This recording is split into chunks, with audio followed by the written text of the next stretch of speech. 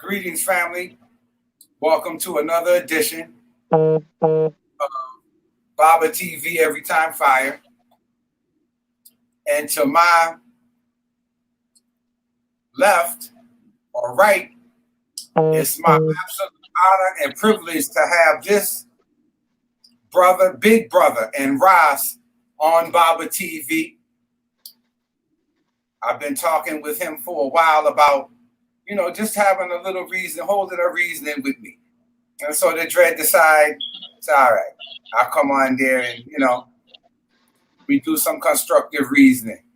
Um, Brother Ross Israel. Brother Ross Israel is a brother I've known for quite a while in Washington, D.C. And I grew up around a lot of people that he knows in Washington, D.C., very influential people that were very informational, inspirational, and educational in my life. And so this brother right here, this Ross, holds a very dear place in my heart.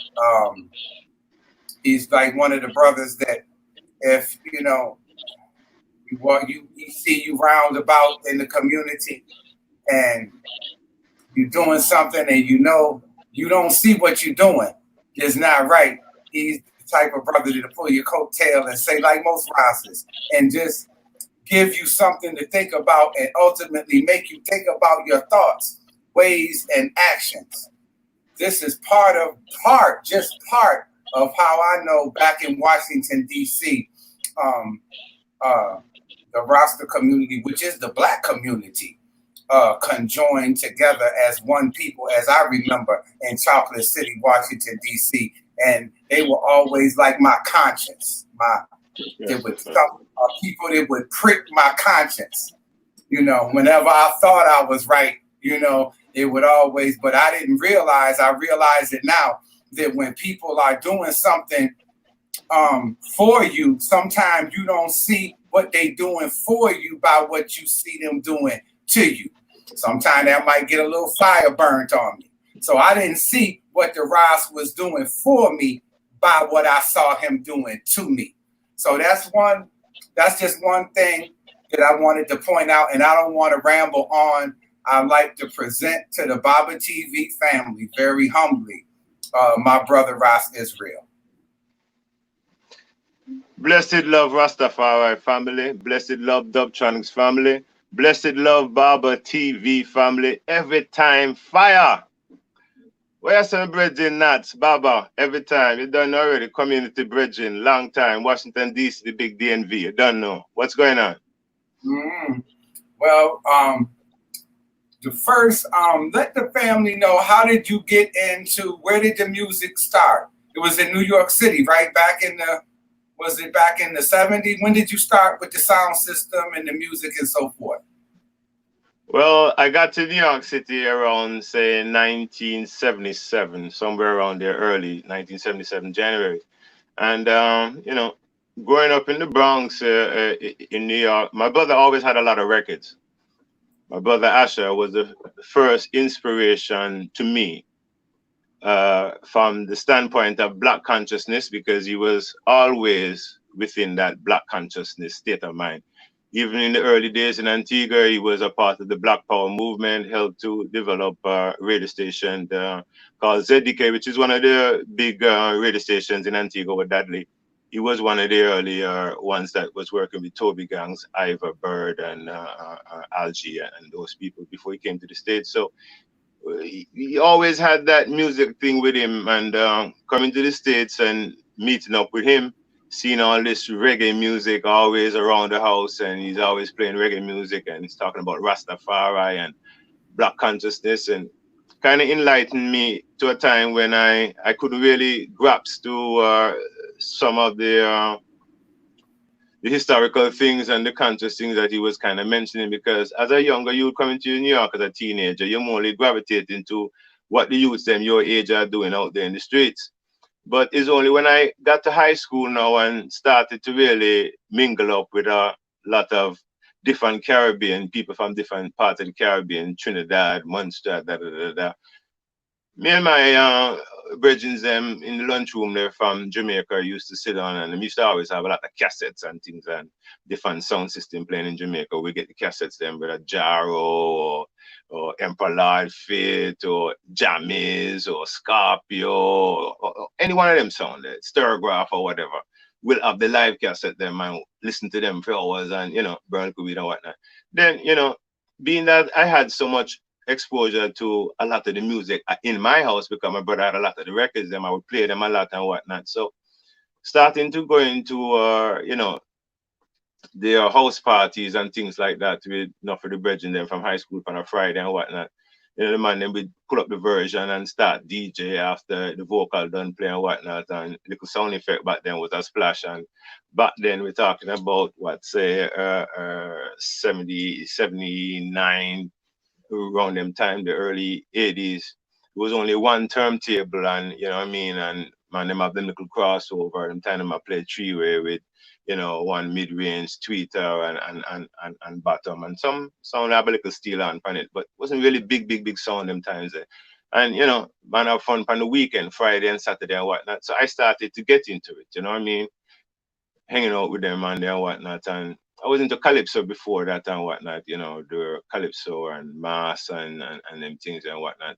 But that started to kind of grow out of me because a lot of things that my brother was saying through Rastafari and Black consciousness, with the reggae now, I started to notice that the two of them kind of make a kind of balance for I, because the reggae music I listening to and the sound system and the reggae music I have in the house, both talking about the same thing that he's constantly talking about with Marcus Garvey, with your Burning Space singing about Marcus Garvey and Christopher Columbus, and these are things that my brother used to always reason about with I and things like that, and Rastafari and Haile Selassie and whatnot. And those things would be in the music as I'm listening to them. So I'm starting to say to myself, probably what I'm saying is true.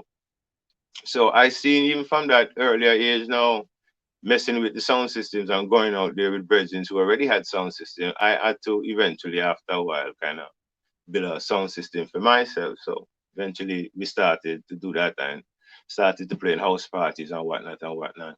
But I had some good brethren around me who really knew the music because they came up from Jamaica with that understanding because I was playing sound systems down there or around sound systems. So being around them, we'd always discuss tune and what tune better than what tune and whatnot. And, so it started to stick into your head, your Studio One, your Treasure Island, you know what I mean, your Channel One records or whatever the case may be. So you started to learn what artists record for what studio and whatnot. And back then too, it wasn't dub plates back then because I was playing mostly 45s and albums and them things there. And then one and two time and would have specials and them things there, which is really pre-release music that will come out sometime within the month or within the following year. And some songs used to have some pre-release and them things that kind of put them to the top over some of the other songs that we didn't have. But in the Bronx where I was growing, you had sounds like in my time now when I came up, I had Israel High Power and we're playing in the Bronx, and you had Star Wars, you had Black Roots, you had Black Love, you had Papa Roots, you had Chowie High Power, you had Sanatone High Power, King Lion Revelation. All them songs there we played against and we played amongst and played with. We were all brethren with each other. At that time, so about 15 years playing sound systems in New York before I came to Washington, D.C., where I met up with the man them. You know what I mean? So when I came to DNV, Washington, I think is when I started to meet up with Buki and them man who you got familiar with, and Jesse and them man on the 14, and I think you and Jesse was good brethren too. Yes, sir. Um,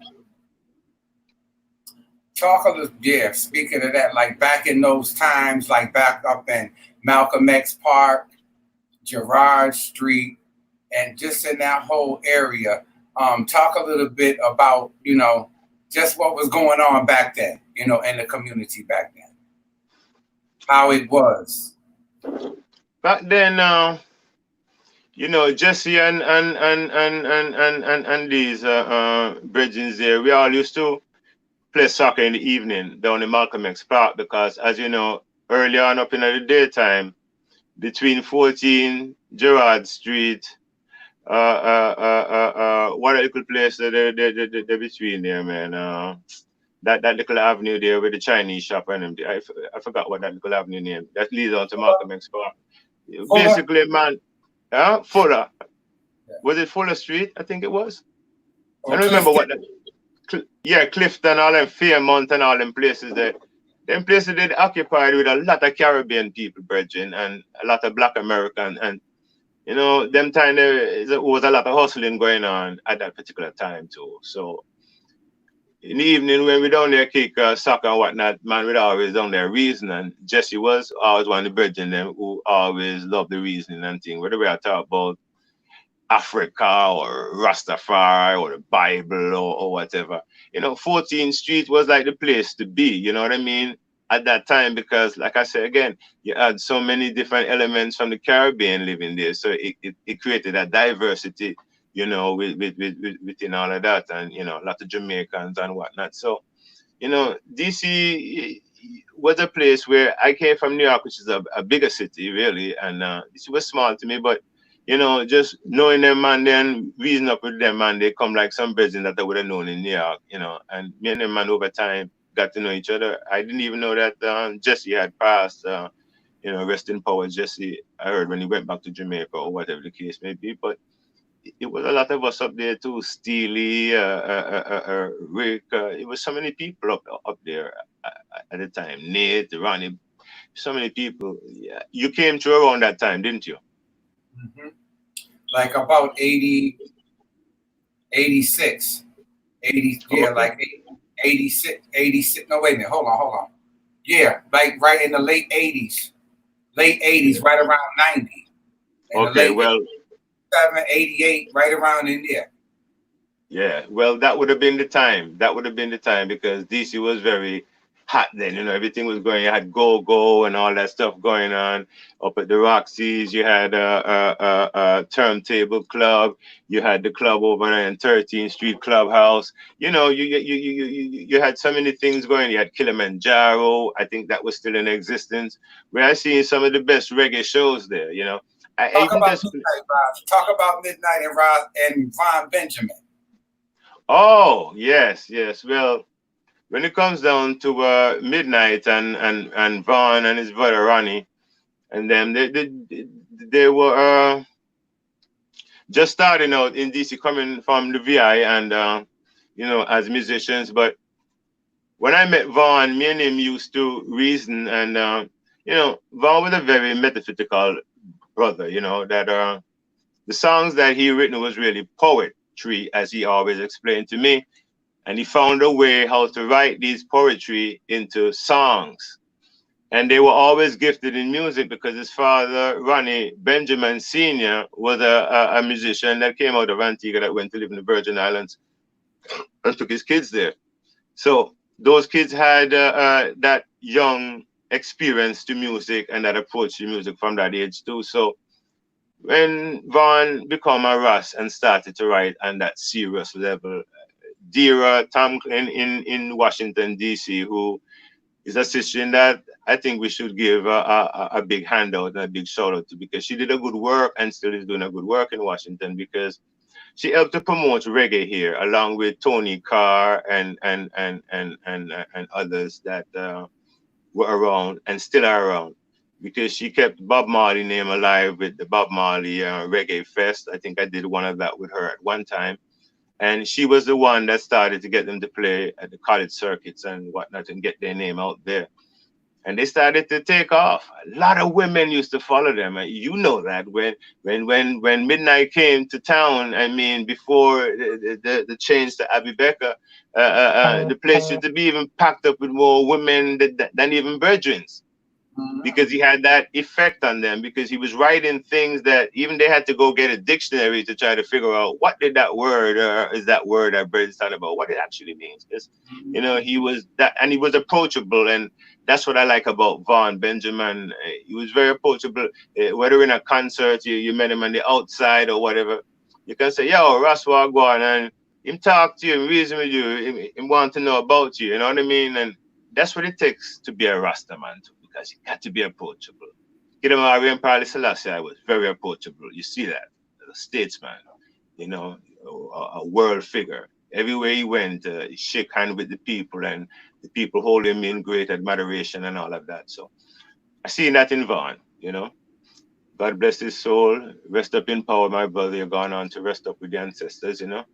But gone too soon, man. You know, just as he was about to deliver even a greater work, you know. And what I'm gonna say is too, I think now, just as an artist who paints, his painting never really come to full value till he seems to croak or die or something like that.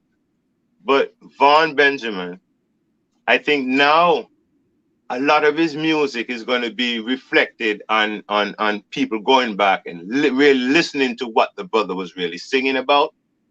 And I think when they really start to listen with that third ear, I think they're going to really see, you know what, how could we had missed this? Because I think a lot of us wasn't really paying it a lot of attention, because he was one who believed in that one job. And he kept that one job, which is where reggae really came from, alive. That Budu, you know what I mean? That even Bob Marley, and he kept it and emphasized it and brought it back. You know, Vaughn was so big in California that even a lot of groups couldn't even get to perform there because midnight was always selling out there. It's because of the things what the brother had to say. And then on stage for him, it was like off stage for him, because you will get the same type of individual. You see me?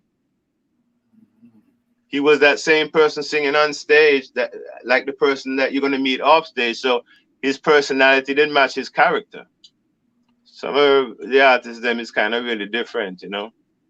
On stage is one thing, and who they are off stage is another element, you know, to the thing. Good, thanks. Talk, while we on that, talk a little bit about the power of the music, how that's always been a strong spiritual element, and how it can and is being used, you know, in a destructive way. Okay. Within the psychology of music, we're talking about sound, frequency, vibration.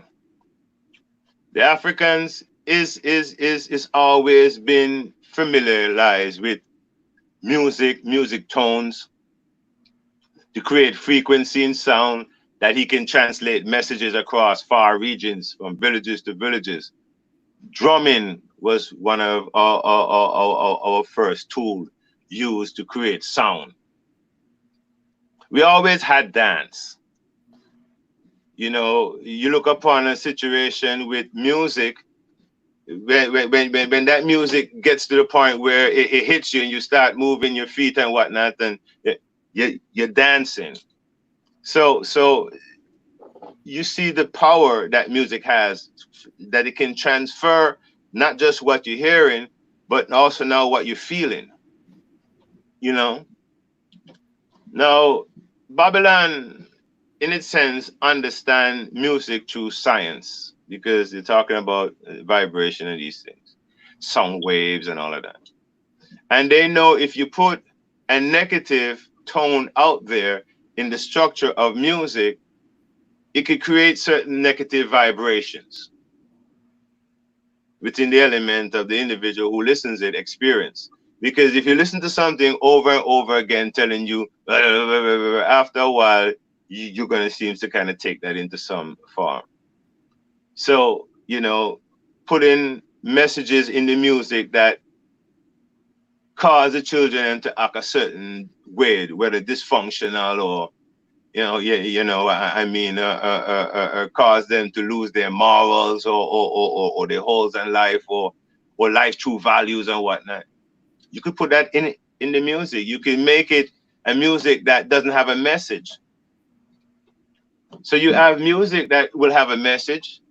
You have music that will bring you to a state of love in a kind of emotional state where, where the soul music, R&B music.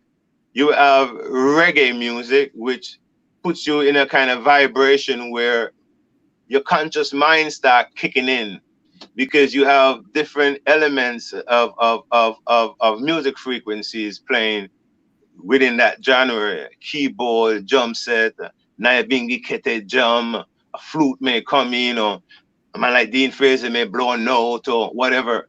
So it creates a euphoria in the individual experiences, especially if you're smoking ganja and you're listening to good reggae music.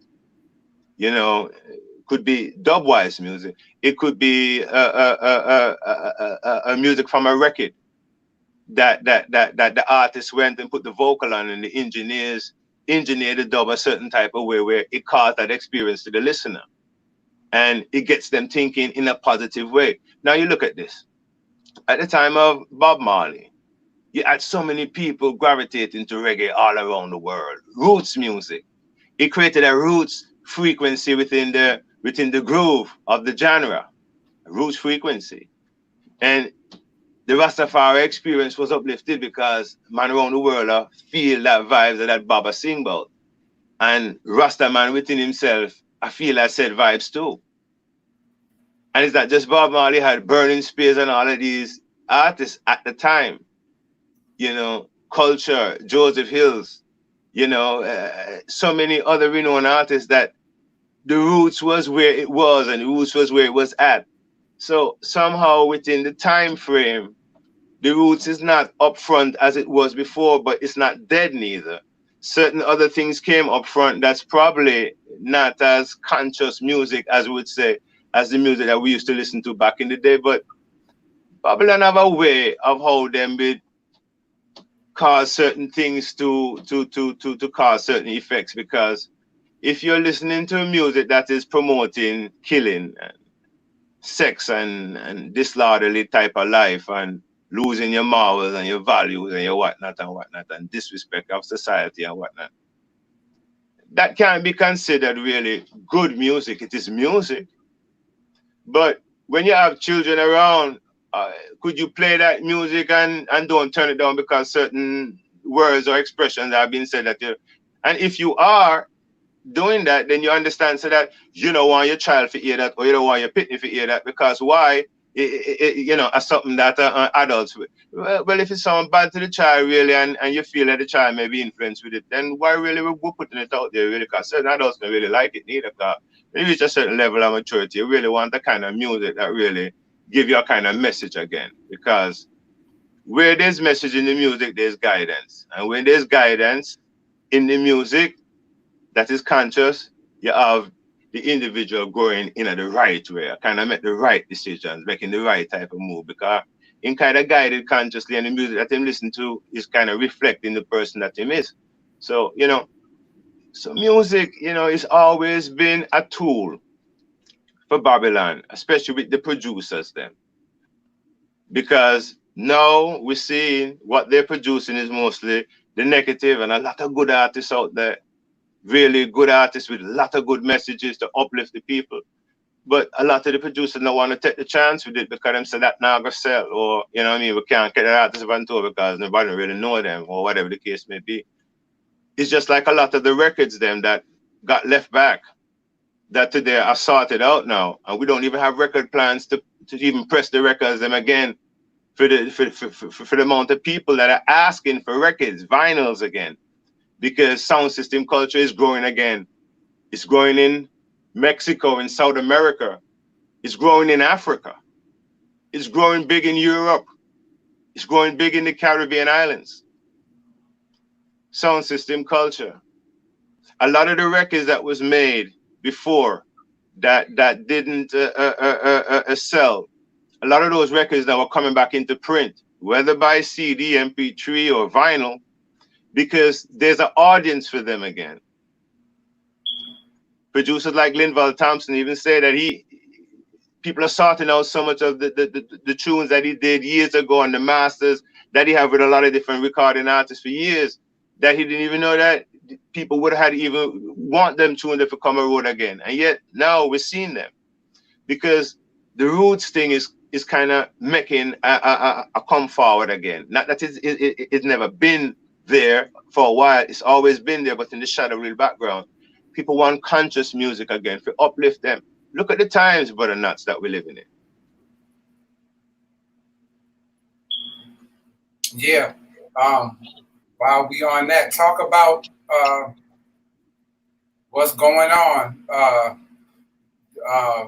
particularly with the protesters, Ross, the protesters in response to really a long line of killing by the brute beast police, white supremacist police brigade, with the killing, the cold-blooded murder of our brother George Floyd in particular. Well, from New York to what happened in the subway to our brother Floyd, and it's still taking place too, because just when you think that the camera is on these white supremacist police officers, and they will say, you know what, we're kind of looking bad right now, we should kind of, ease off. No, they're not. They're still keeping that thing going, that supremacy. Now, it reached a stage where the people are saying they're tired of it. Blacks, whites, Latinos, all these groups are coming out and marching against the system. They say they're tired of it, but it's not that. It's been building up, not only because of Floyd. You have racism in this country that's have never really got a check on or balanced on. From Jim Crow days to the Jim Crow South and the experiences that blacks experienced there, slavery, the cotton field, the harshness of slavery, no reparation, segregation, able to be told that you can eat only over in that part, Negroes go to that part and whites go to all of these type of things. Then you have their confederacies, or I guess that's what they call it, with their statues and their flags and, and these things. And the people that are seeing, not only having a racist past, but we still have, now that we're moving into the future, this racist past tied to us. And it's the cause for all of these things, because it's pain that's in the people's lives. And we never really listen to them, because we have made it's not happening to us, but it's really happening to us because we are this country. And this that is taking place is not only making a situation, but it makes whites come out and says, you know what? I understand what the black man is saying. I see what is going on, because it's us that's doing it. If we don't come out to and protest against this, we know that all life matters, but black lives matters. Because why? It's the black people that are experiencing this. Trayvon Martin and all of these cases have been going on, and there's been no check and balance on it. But now you would think it's just in America that people are protesting. All over the world, people are tired of the system. People are tired of what to say is the head of white supremacy thinking is that the world could only be run by white males. The world could be run by anybody, giving them a chance to do good for the people. Because in a democracy, it's supposed to be a government by the people, for the people. Because the people in numbers are who vote them in. But we don't seem to get the power to vote them out. We need people power, and we're seeing people power now in the streets. We're seeing demonstrations, we're seeing looting and all of these things. Even Bob Marley did sing a song called Burning and a Looting. Come like Bob didn't know, but Bob did know too, that these things will happen. Because America have never really aired this dirty laundry. And if we're going to get along in this country, it has to occur. It has to happen. that the people come out and start in massive numbers saying, you know what, enough, enough. We have to make laws now against these police officers that states that this is the can and this is the cannots. And if they break those laws, they go to jail like everybody else. But when we have this type of pat on the wrist and I felt threatened type of vibe and all these little excuses, you know, I mean, it's people's lives, man. All over this country, people are buying guns. I don't know why. But we don't need that. What we need is people coming together like this and using people power constructively. Because it always wins. And we're democracy, so we have a freedom to gather. Freedom of press and freedom of speech. And we're using it. So I think, you know, out of this one thing, look at how it affected the whole world. Floyd, rest in power, my brother, because you're becoming a martyr. Probably a little bit more, you become a saint. Because we have enough of the saints, but we need more black saints. So it may be Saint Floyd, or Saint George. Yeah, so I say the protest right now is something that needs to happen and something that needs to occur, because you cannot keep internalizing all these things. You have to find a way to externalize them, you know, to let the people really, let government, principalities and powers know how you truly feel. And we can take down the Confederate flags and we could take down the statues, my brother Nat, but how do we take down the idea? Because the idea is still going to be prevalent, and that's what creates and propagates this type of white supremacy type of mentality. Or we don't live in a black supremacy.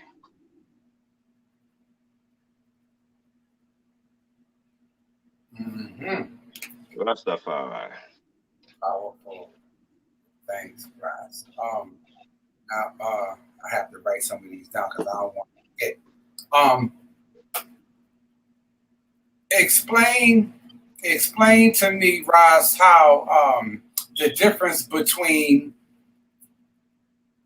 the Roman concept of Jesus Christ versus the African concept or the African spiritual system of Christness, which Rasta is tied right into that same African spiritual consciousness that says that God is in man, God is in woman, God is in all creation and all things.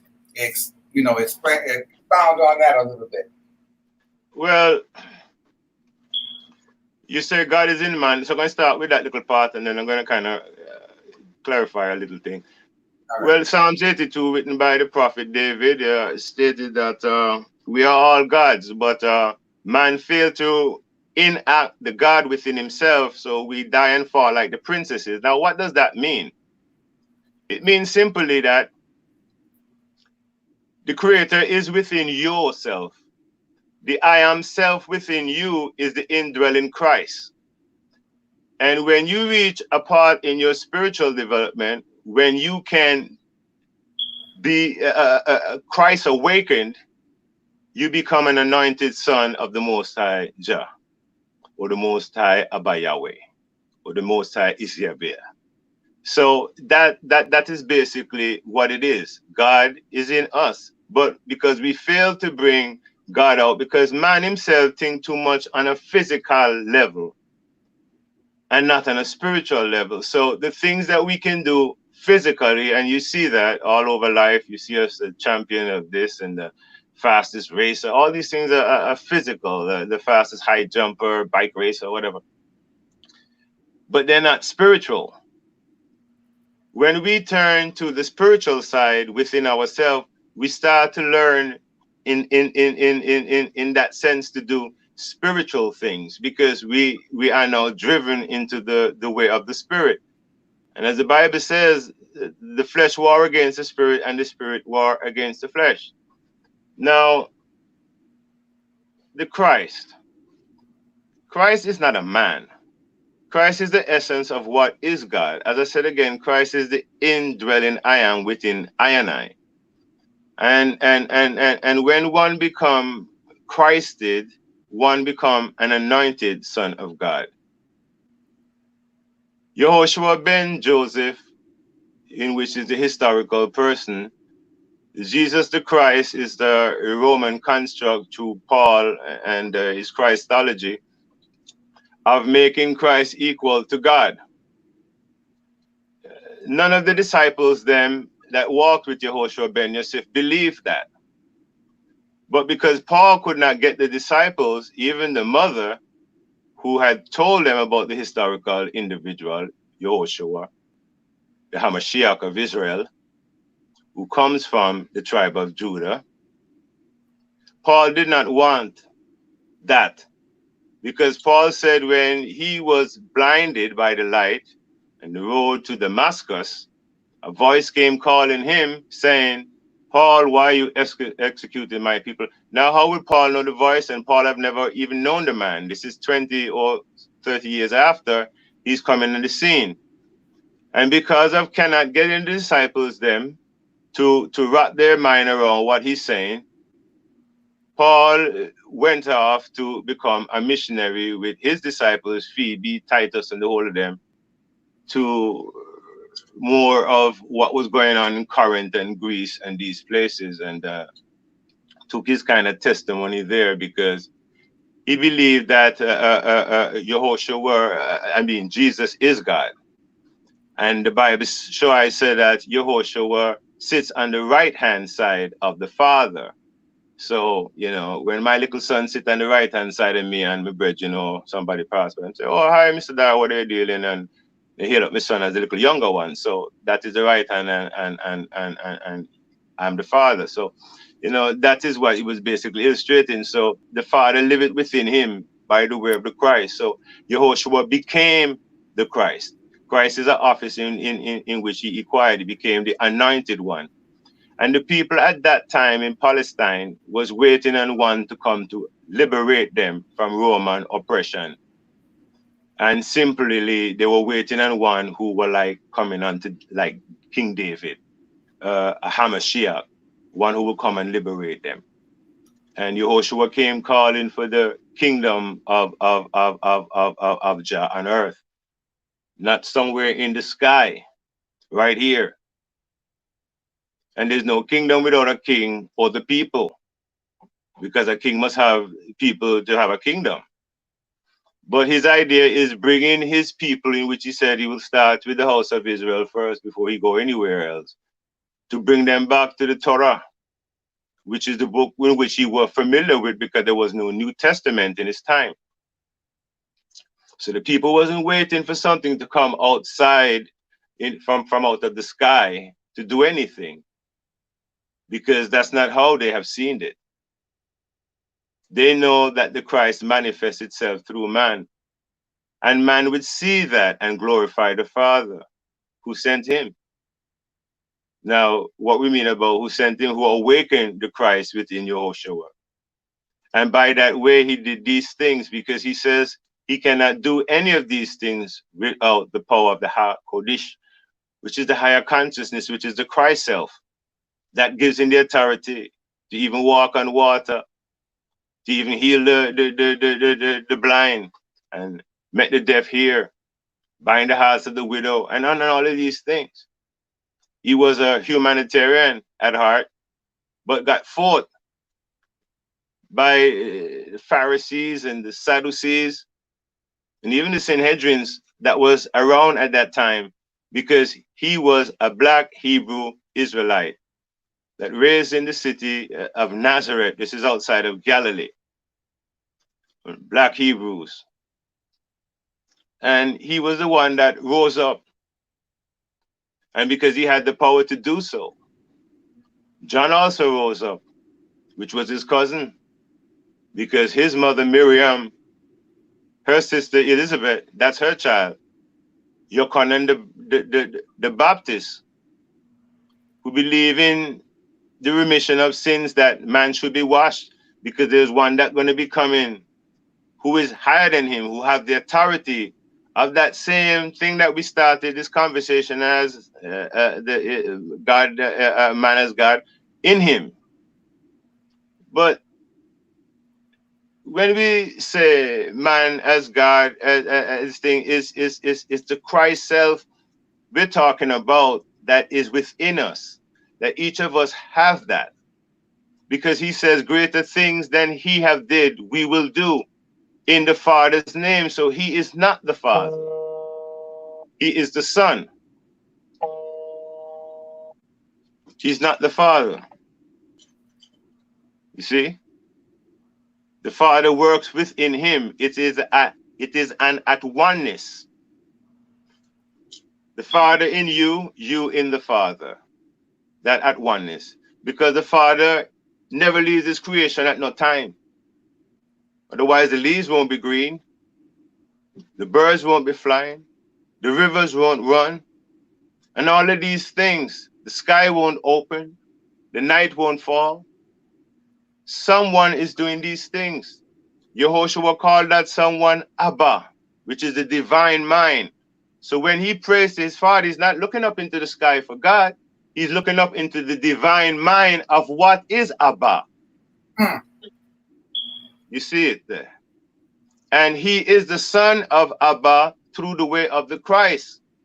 So man see him doing these things and call him the son of God, because they said, what manner of man can be doing this but the Son of God, who can raise Lazarus, and which is calling the soul back to the body, which is animating the soul back to the physicality of the body's consciousness. What manner of man?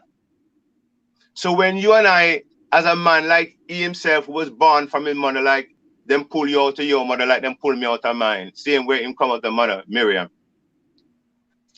access these powers. What you think the people are going to say? Them going to say him is the Son of God, because no man around here can do that. But Ben Yosef can do that, because the brother can, and the brother did. You see? So this is the thing. Yehoshua, who became the Christ, Yehoshua the Christ, the man and his office, just like Haile Selassie. From the blood lineage of David, for the Bible tells us, a rod shall come out of Jesse, which is David, and David's son Solomon. So we see that Abba Yahweh have chosen out of, from Reuben to Simeon, Levi, Judah, Issachar, Zebulun, Dan, Gad, Asher, Joseph, and Naphtali, to Benjamin. He picked one tribe, the tribe of Judah, and said that he will put his spirit amongst the righteous kings of the house of Judah from the line of David. And if they rule in righteous governance and govern their people, prosperity will be in Israel. You know, this is when Israel was at their, or would be at their best. Solomon ruled after his father. David ruled 40 years and repented. Solomon ruled after his father and lost his kingdom, because Queen Sheba, which is the queen of Ethiopia back then, the queen of Aksamawe, the queen of Yemen, because Queen Sheba's territory was bigger than Solomon's little country. Queen Sheba was invited by one of her traders that was trading with Solomon, according to the Kibber Negas, to go to Israel to trade with Solomon, and took goods and services there. And while trading with Solomon, came back and told the queen about this wise king and such and such. And Solomon invited Queen Sheba to come there, and she went there with gifts and whatnot to Solomon to learn from him administrations and certain little things and da-da-da-da-da. And somehow throughout the whole passage of it, Solomon, when she was getting ready to leave or whatever, the book says, spiced up her food, which is something we can even look into and say, well, that is true, because Solomon loved her and had affection for her, but she's a king, she's a queen, and she's very knowledgeable of self and very respectful of self too. We're not just go sleep with Solomon like that, because she's a queen that equals Solomon in any way. So Solomon had to come up with something to get her to So they made some form of decision. Okay, well, I wouldn't take anything from you as long as I'm here, and I be leaving soon or whatnot. So Solomon had a banquet, a dinner, and spiced up her food, and she got thirsty at night, and whatever commenced, and out of that union, Menelik was born. So Menelik, the first, is the first son of Solomon. And when he grew up in Ethiopia, he went back to Israel to look for his father. And Solomon says, this son of mine looked more like his father, which would be Menelik's grandfather, King David, than anyone you've ever seen, because he looked exactly like his grandfather. So Solomon even named him Dawit in Amharic, which means David. You see it. So Menelik learned from his father and whatnot, but his mother told him not to stay there, because just like Solomon wanted to keep her there, she had her own kingdom, and he will come to become king there. So between the time of Menelik staying there, the kingdom was already moving away from Solomon, because Solomon had dreams that he would lose his kingdom and his kingdom would move to the south, which is in Ethiopia, and he was frightened about it. So the son of the high priest, Abazar, made a fragmentation of the ark, which was told to him by Yahweh to do, and put it in the Holy of the Holiness, and take the ark of the covenant. And him being the high priest of the son of Zadok, and one of every high priest son of the house of Israel, took the ark back to Ethiopia. Many didn't know about it until a certain time, and they told him, which was too late. But then Menelik looked in himself and says, you know what? No one could have never taken that ark unless the spirit of Abba wanted that to occur. So Ethiopia became the repository of the house of Israel, second Israel, second Zion, because anywhere the Ark of the Covenant is Mount Zion, and the Ark of the Covenant is still resting in Ethiopia, in Saint Mother Mary of Zion. It is still there. That little chapel is still there in Aksum. People should go to Tigray region and visit it. Ross, briefly, how did the Khazars and the Ashkenaz how and why did they convert then, since we know that the ancient Hebrews, original Hebrews, as you said, was a black man and woman? What made the Khazars and the Ashkenazes and them convert? When did the conversion take place and why? Well, Europe was changing, and you had the Islamic caliphates, them railing the jihads across Europe, Eastern Europe started to change. So in Western Europe, so the people that was under King Bullion, King Bullion himself says, he does not want to become a Christian, seeing what the Christians are doing. And he doesn't want to become Islam, seeing what the Islamic caliphates are doing. So they chose to become this, what we call Jew, and invited the Babylonian scholars then to teach them the Talmud and to teach them Hebrew. But they, being of Gemitic tribes, had their own language, which is Yiddish. And Yiddish, as they learned Hebrew, had been mixed in, so they had learned to speak amongst themselves as a kind of broken Hebrew / vibes. And they've always been people that had money before they converted. So differently, they used to lend out warriors and stuff like that to other European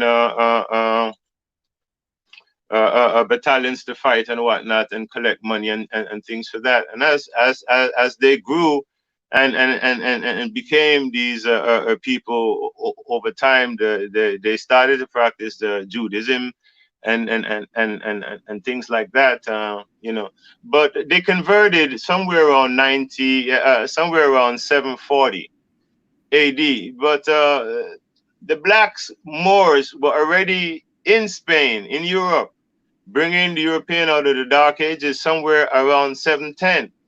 So we find the pictures of the Black Madonna, Miriam, and her son Emmanuel Ben Yosef, in Europe. If you look into the Eastern Orthodox, Russian Eastern Orthodox church paintings, you see a lot of these paintings there, and you scratch your head and you wonder, how did these paintings get there? But blacks were already in Europe before they converted to become Jews. So it's a conversion, and that's what it is. And over time they grew, and is what over 1 million Jews now in the world, and they hold a lot of political and geopolitical power, economical, banking power, and all of these things, and to the Balfour Agreement Act, under Lord Balfour and the Rothschilds, they were able to get the land that was already controlled by the British, which is in Palestine. There, agreement to repatriate them there, but there were already Palestinians living in the land who never had known about any Jewish people. So it created frictions like to up until today to what you see going on. Between the Palestinians fighting for their rights, and and the Jews acquiring more land, in the West Bank and all of these things. So that's a basic synopsis on them. But in the end, just say he chose Israel. And to make a long story short, one day Yehoshua was reasoning, and some Pharisaic Jews came unto him and was saying that we be from the God of Abraham. Well, he told them, well, maybe you may be from the God of Abraham, but you're not of the God of Jacob. And, and is out of Jacob is the house of Israel, because Abraham himself may or was a Hebrew, but Abraham was not an Israelite. You see? Abraham had a verbal law from the Noahide laws, but the written law wouldn't come until 500 years after, and then Moses till Moses comes, which is 500 years after Abraham. Israel have now a written law, and even Yehoshua will say, "Woe unto they who say that they're Jews and are really not," because you had the Edomite Jews and in conflict with the black Hebrew Israelites, and constantly they were at odds with each other. They would come to him saying, "Why don't you and your disciples wash your hand on the Shabbat?" And he would tell them, the man who makes the inside of the cup is the same man who makes the outside of the cup, and things to that sort. Or why do you choose to eat and the and he says that my Father works every day, so must the Son of Man. And if you have a little ram goat that falls into a hole, what would you do? You will go and save the life of that whatever. And that to me would have been the best Shabbat, because you saved a life instead of staying in the house not really doing anything for God, really. So Yehoshua knew these things, so they looked at him, and these are the Jews looking at the Hebrews, and back and forth going at it. So they wasn't mind giving him up against the Roman. These are the Edomite Jews, and then you have these other set of Jews now that you're asking me about that came along, along the lines. But it's the Hebrews them that will inherit that land, because they are the children of Jacob. And right now we're scattered all over the world. We're in Black America, we're in the Caribbean, we're in Africa. And we're coming together, but we have these little in-house fightings. We have someone saying that they're Semites and they're not Africans, and the Africans are not Semites and whatnot. But all throughout the Bible, we can prove that Moses come from Semitic mother and Semitic father, because his father and mother and father, and probably before that, is Egypt is what they know, because they were down there for 470 years, them being from the blood of Jacob. But Moses himself interbreeded with an Ethiopian woman who comes out of the line of Cush, which comes out of the line of Ham. David with Bathsheba too, that have a Cushite influence through her, is the next one. Solomon with Queen Sheba is the next one. Abraham with Hagar, she's a Kemetan, is the next one, who gave us Ishmael. Keturah, another wife of Abraham, is the next one, who gave us Yatan, and these children. So all over, yeah, okay, even from Shem, first son Eba, to the daughter of Nimrod, who reading through history that he had supposed to be married. What was her name there again? There too, I can't remember her name, but I think the first son of Shem was married to Nimrod's first daughter, and Nimrod comes from the son of Cush, out of the line of Cush, which comes out of the DNA of Ham. So I mean, it's a thing that either we couldn't keep our hands off of each other because we look similar to in identity to each other, the Semitic Hebrews and the Black Africans. But I think we all are the same because Africa stretches all the way out into Israel. It's the northeast extension. So I can't really to buy into the Semites are not really Africans, because I think we're just one people. They were just living over there and we were just living here. And when they were starving over there, they came into Kemet, which is Egypt, which had a lot of food and grain and things like that. And even one of the Israelites then was made a viceroy in Kemet, so to speak, Yosef, and then he was in charge of the barn and the storerooms and all of that. And so when you look upon it, I think they just converted to that King Bullion. He was the Ashkenazi king, and then when you look at the word Ashkenazi, to speak to you, and that comes out of one of the sons of Japhet. Just like when you look at the Arabs, they come out of Togoma, which comes out of the Turks. And the Turks will tell you that they come out of Togoma. Togoma was another son of Japhet. And of course, Japhet went to live in Europe. Over 62,000 odd years of being in Europe. This is the white genetic whites that we have today. The Nautic white, we have the Alpine white, we have the Aryan white, so to speak, Mediterranean white. But we're all one people. And we're not going to share this world any other way without coming together. And it's really principalities and powers that are stopping that, because the people really would like to be together. If you ever really check it out, Bridget Nats, you go to a park sometime, you're sitting down and you're observing little children play. My brother Zugu said this to me today. He said his child was playing with a little white child and they were playing, and him and their mother or grandmother were sitting on the bench and just watching that whole thing. None of those two children know anything about racism. They don't know about white supremacy. They just want to play together because Jah made them that way. It's only when we interrupt it and put our maliceness and our envy and our hatred and all that stuff into the children's mind is when they start to become that way. And that love that was naturally there when they were playing gets divided, because now they start, if we don't put it there, then it wouldn't be there. It would be just natural. They would just naturally gravitate to each other. But that's the natural world. That's the way it's supposed to be. But there are forces that are working to keep these things apart. So they believe in divide and conquering mentality.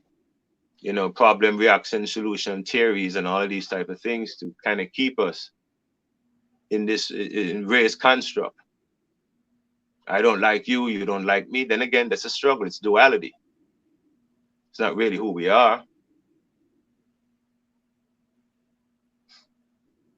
My brother. Talk a little, before I forget, talk a little bit about Rafu, Brother Tahuti, and shout out to Baba Ras Deep and the Kemetic family.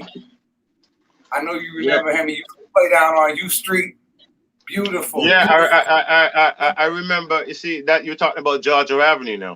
The Georgia Avenue corridor. Yep. You're talking about the Pyramid Bookstore. You're talking about the Jewel of Anton. You're talking about Tahuti and his brother Rafu. Yes, Now, sir. those two bookstores and Pyramid Bookstore, and we got to talk about and Blue Nile as well. All of Hmm. those was black community business that was strong and flourishing when I came here.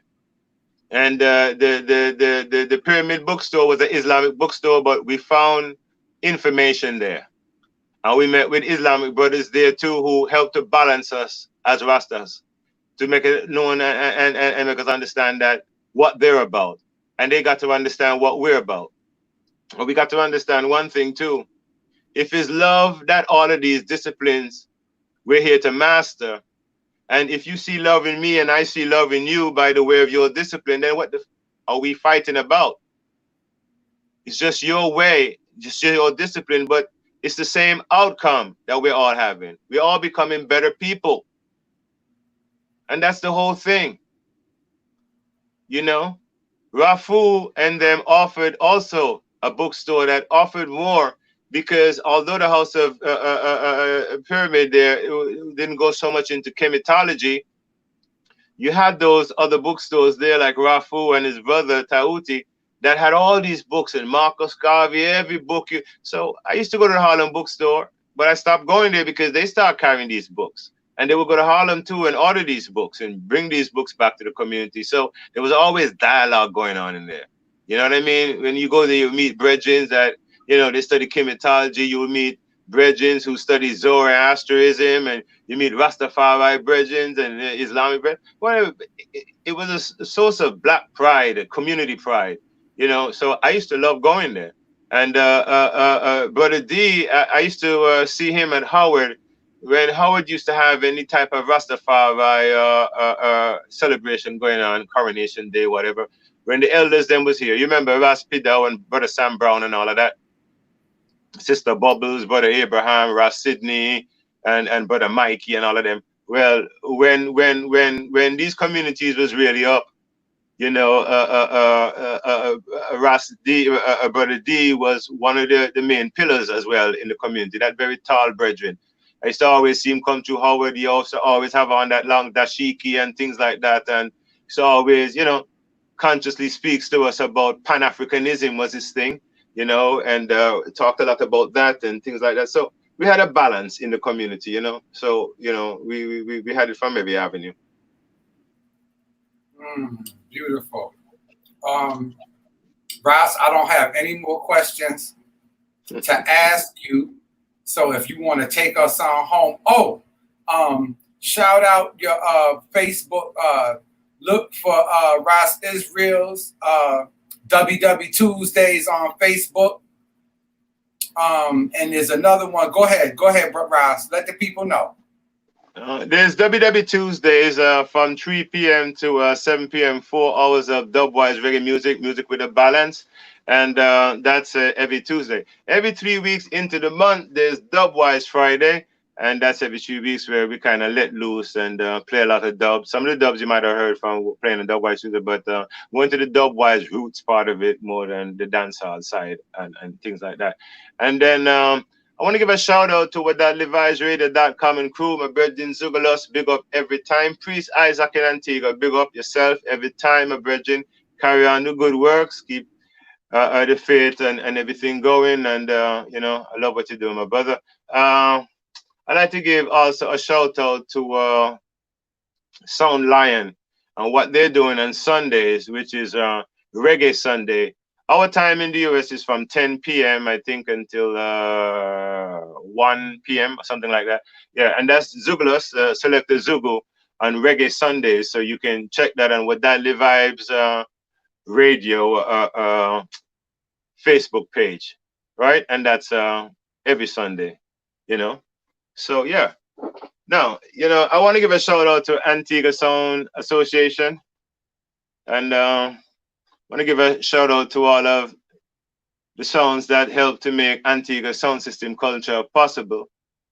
Cannabis and Stonewall and Technique Sound, Lumberyard, Black Chariot, Louis Lava, and all of the bridges then, because Antigua also has a history now of over 40 years of sound system culture, and the youths them take to it just like we took to calypso and steel band and them things years ago. The youths them now are more sound system driven and dancehall driven, and a lot of Antiguans now are becoming artists and them things, right? So I want to give a shout out to the Federation, Massive Coyote, and the man them that them I do with the Federation and things like that. You know what I mean? I want to give a shout out to the Antigua Nyabingi community, yeah, the one up at Big Creek, yeah. And I want to give a shout out to the Nyabingi man them up at Freeman's Village, you know, big up yourself, King Rastafari, you know what I mean? Word sound is power, truth is light, you know. So to all of the man them who, help to keep it going, I say, brethren, we have to unite and we have to keep our craft going. And, we are who we are. And this is it. And I'm calling on more unity within the Caribbean too, between island states, because we all are one people, really, if you really check it, my brethren. When we really came down into the vessels of these slave ships coming to the west there, I wasn't an Antiguan, you wasn't a Kittian, or the other one wasn't a Trinidadian, none of that. We were just black slaves.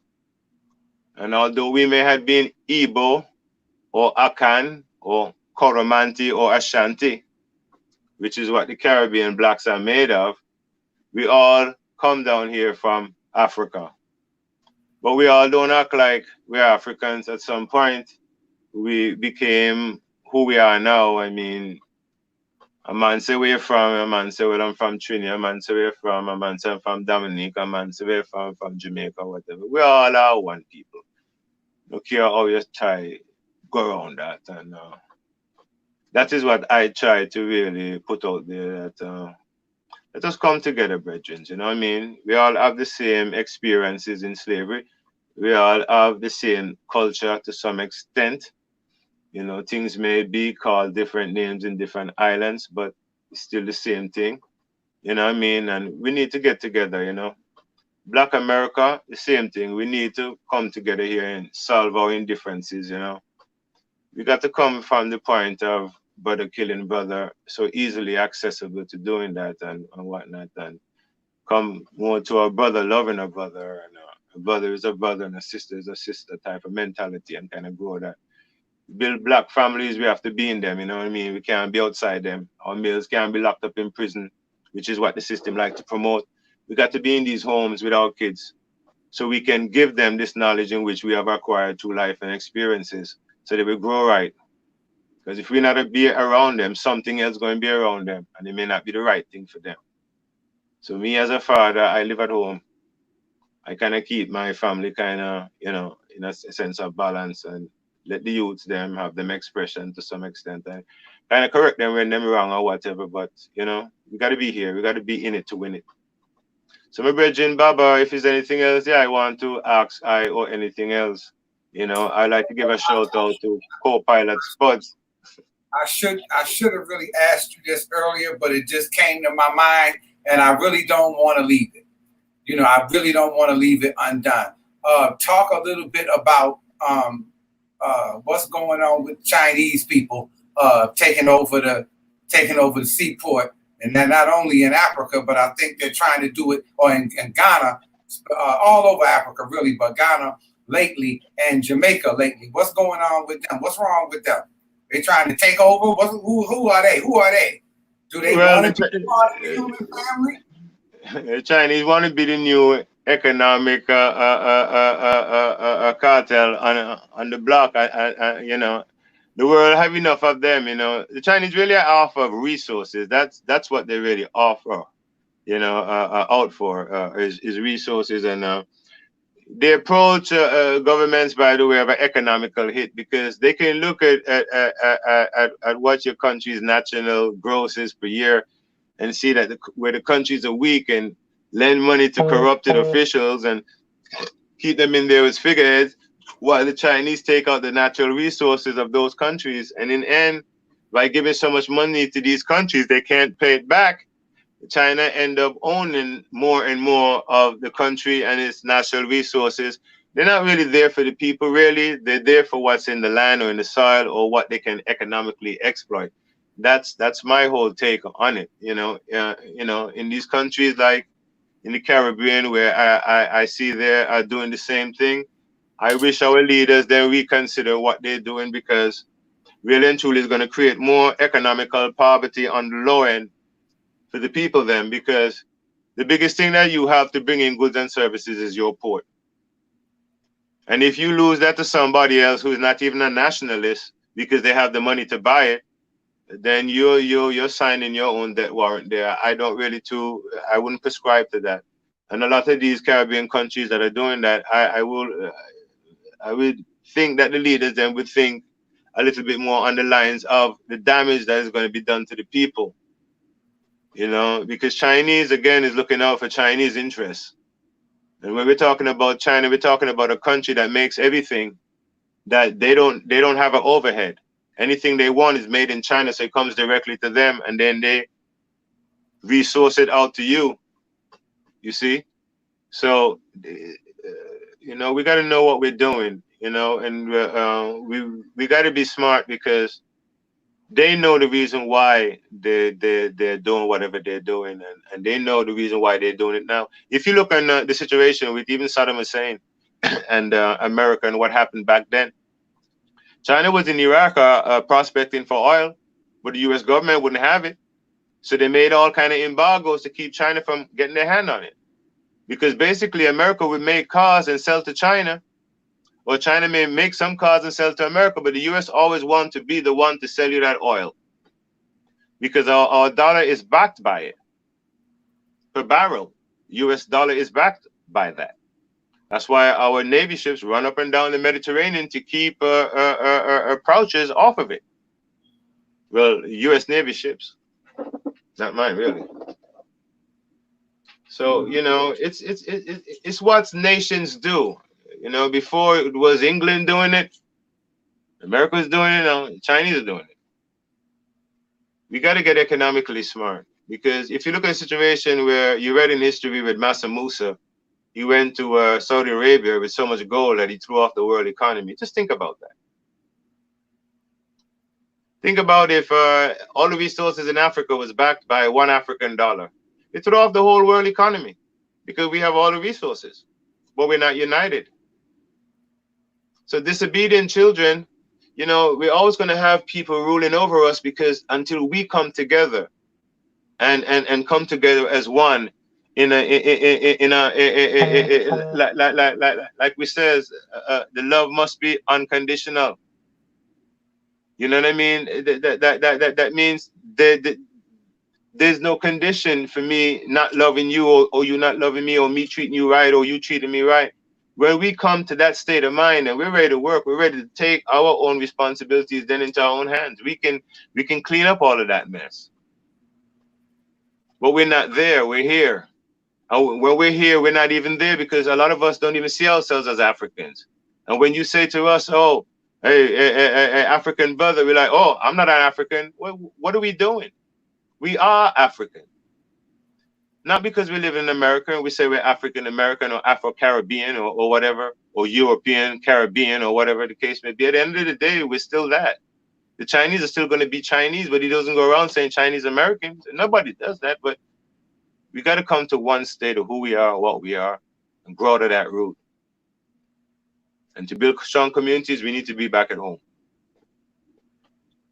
Because that's where brothers will do their best work. And sisters need to start to understand too. They need to start to help us too, to uplift ourselves. And we need to start to uplift them too. So we can get out of that dog and bitching stage and getting back into respecting each other again. And stop playing games with each other. Because it only trickles down to the children now come playing games. Because children learn what they see.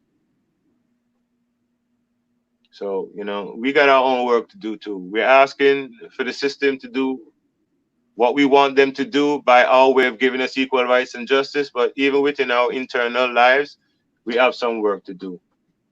Clear up the misconceptions that we have about each other. If you check what the king have said, Emperor Haile Selassie said, we need to become members of a new race. put apart our petty prejudiceness.